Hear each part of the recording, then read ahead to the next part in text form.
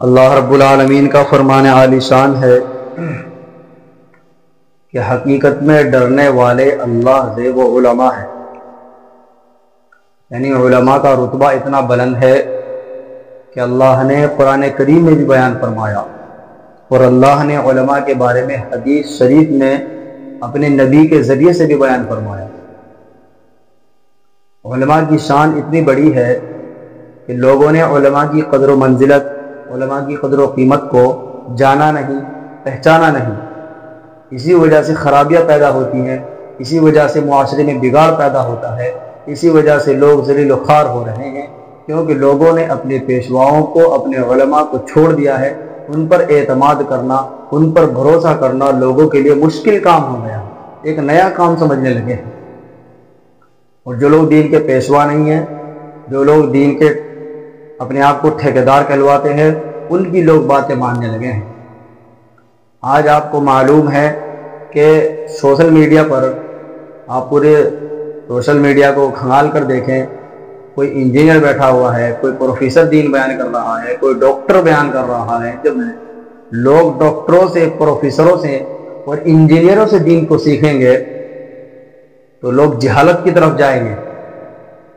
لوگ کنفیوز ہو جائیں گے، شک میں پڑ جائیں گے کہ ہم آخر بات مانیں تو کس کی مانیں۔ فلاں مفتی صاحب یہ کہہ رہے ہیں، فلاں پروفیسر صاحب یہ کہہ رہے ہیں۔ اب پروفیسر کا نام بڑا ہوتا ہے تو لوگ پروفیسر کی بات ماننا شروع کر دیتے ہیں، یہ نہیں دیکھتے کہ صحیح قرآن کون بیان کر رہا ہے، صحیح حدیث کون بیان کر رہا ہے، صحیح تعلیم کون بیان کر رہا ہے۔ اس سے لوگوں کو کوئی غرض نہیں ہے، کوئی مقصد نہیں ہے، اور نہ اس کی طرف اپنی عقل کا استعمال کرتے ہیں۔ یہ لوگوں کے گرنے کی، لوگوں کے انحطاط کی بڑی وجہ ہے۔ اگر لوگ اس بات کو سمجھنے لگے، اس بات کو سوچنے لگے اور اس بات کو اپنی عقل کے پیمانے پر ناپنے لگیں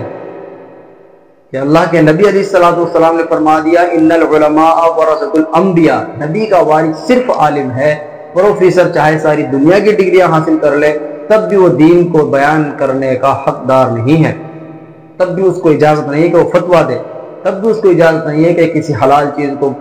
فتویٰ دے کر بیان کرے، کسی حرام چیز کو لوگوں کے سامنے فتویٰ کے طور پر بیان کرے۔ یہ صرف اللہ تبارک و تعالیٰ نے علماء کو حق دیا ہے کہ قرآن و سنت کی روشنی میں وہ جس مسئلے کو، جس فتوے کو چاہے بیان کرے۔ یہ اس امت کی بہت بڑی گری ہوئی بات ہے کہ لوگوں نے ڈاکٹروں، پروفیسروں پر، انجینئروں پر بھروسہ کرنا شروع کر دیا ہے، جن کے بارے میں اللہ نے اپنی پاک کلام میں فرما دیا، دنیا کی سب سے صحیح ترین کتاب قرآن کریم میں بیان فرما دیا، اس پر اعتماد نہیں ہے۔ علماء کا ذکر، عالم دین کا ذکر قرآن میں بھی ہے جو دنیا کی سب سے صحیح کتاب ہے، حدیث شریف میں بھی ہے جو دنیا کی دوسری سب سے صحیح ترین کتاب ہے۔ لوگوں کو اس پر یقین نہیں ہے، لوگوں کو اس پر اعتماد نہیں ہے،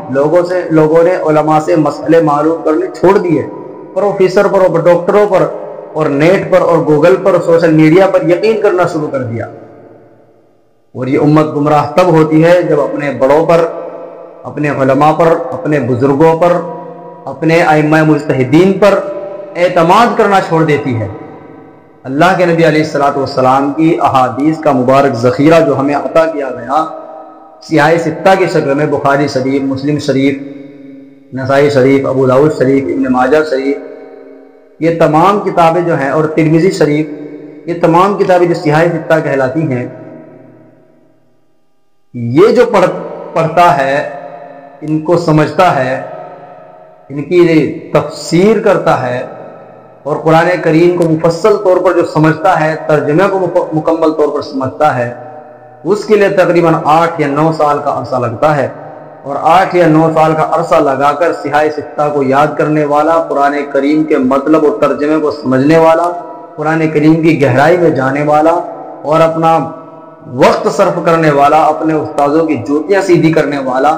وہ عالم دین کہلاتا ہے، تب جا کر عالم بنتا ہے۔ کوئی ڈاکٹر، پروفیسر اردو وغیرہ پڑھ کر، دین کی کتابیں پڑھ کر اور دین بیان کرنے لگ جائے، سوشل میڈیا پر بیٹھ جائے اور اپنے آپ کو کہنے لگے میں اسلامک اسکالر ہوں، یہ بالکل غلط بات ہے۔ یہ وہ علماء کی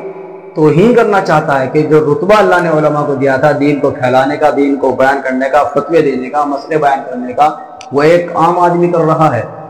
وہ ایک پروفیسر اردو سیکھ کر وہ بیان کر رہا ہے۔ عربی اس کو پڑھنی نہیں آ رہی، عبارت اس کو پڑھنی نہیں آ رہی، ترجمہ وہ صحیح کر نہیں سکتا ہے، حدیث شریف پڑھ رہا ہے تو اعراب غلط پڑھ رہا ہے، اس پر عام آدمی توجہ نہیں دیتا۔ انجینئر کی، پروفیسر کی پکڑ اور اس کی غلطی کو اگر کوئی چیک کر سکتا ہے تو عالم چیک کر سکتا ہے، عوام کیا چیک کر سکتی ہے؟ عوام تو کہے گی بھائی حدیث کا حدیث، اس نے کتاب کا حدیث نمبر بتلا دیا، حدیث نمبر تو کوئی سا بھی بتلا دیا، آپ چیک کرنے تھوڑی جائیں گے۔ اس نے آپ کو بتا دیا آیت نمبر 201 میں اللہ نے فرمایا، اب آپ کون سا چیک کرنے جا رہے ہیں؟ آپ کو کون سی عربی آتی ہے؟ عوام کا کام تو بس چپ چاپ مان لینا ہے۔ اس نے نام سنا کہ فلاں صاحب ڈاکٹر صاحب ہے، فلاں صاحب پروفیسر صاحب ہے، فلاں صاحب انجینئر صاحب ہے، صحیح ہی کہہ رہے ہوں گے تو ٹھیک، یہ کوئی ضروری نہیں ہے، بلکہ اس کی غلطیوں کو، اس کی خامیوں کو اور اس کے اندر جو نقص ہیں ان کو قرآن کریم کا ماہر، حدیث پاک کا ماہر وہی بتلائے گا، اور وہی ان چیزوں کو پرکھے گا، اور وہی اس پروفیسر کی اور ڈاکٹر کی غلطی کو بتلائے گا اور نکالے گا اور لوگوں کے سامنے بیان کرے گا۔ عوام تو اندھی ہوتی ہے، ان کو عربی سے اور فارسی سے کیا لینا ہے؟ وہ تو تھوڑی سی ہندی، تھوڑی سی اردو جانتی ہے، جو مسئلہ ان کے سامنے بیان کر دیا جاتا ہے وہ ہاں ملا دیتے ہیں۔ تو آج کل ہماری قوم کا جو حال ہے وہ علماء سے اعتماد ہٹا کر اپنا اعتماد اٹھا کر، ان سے ہٹا کر دیگر لوگوں پر اعتماد اور بھروسہ کرنا شروع کر دیا ہے۔ یہی وجہ ہے کہ بعض لوگ نمازوں کا انکار کر رہے ہیں، بعض لوگ تراویح کا انکار کر بیٹھے ہیں کہ تراویح ہے ہی نہیں اسلام میں۔ رمضان آتا ہے تو پوری بحث چلتی ہے کہ تراویح نہیں ہے۔ جب ایسے لوگ، پروفیسر لوگ ڈاکٹری کر کے، اردو پڑھ کے، اردو کتابیں پڑھ کے اور دین بیان کرنا شروع کریں گے تو یہی ہوگا، کوئی نماز کا انکار، کوئی تراویح کا انکار، کل کوئی آئے گا روزے کا، رمضان کا انکار کرے گا۔ کئی پروفیسر ایسے بیٹھے ہیں جنہوں نے جہاد کا انکار کر دیا، کئی پروفیسر ایسے بیٹھے ہیں جو طلاق کو ہی نہیں مانتے ہیں، قرآن کریم کو چھوڑ ہی دیا بالکل۔ کہیں کہ پروفیسر ہیں، کہیں کہ اسلامک اسکالر ہیں، جب دین کو بیان ہی نہیں کرنا ہے، جب قرآن کریم کے مسئلے ہی سارے چھوڑ دیے ہیں، مسئلے بیان ہی نہیں کرنے ہیں، تو پروفیسر کس چیز کے ہیں؟ اسلامک اسکالر کس چیز کے ہیں؟ تو میری آپ حضرات سے گزارش ہے، اپنے ساتھیوں سے، سننے والوں سے، دیکھنے والوں سے، ماننے والوں سے، یا ہمارے جو اتنے متعلقین ہیں، کہ آپ حضرات علماء دین متین پر، مفتیان کرام پر، ان پر بھروسہ رکھیں۔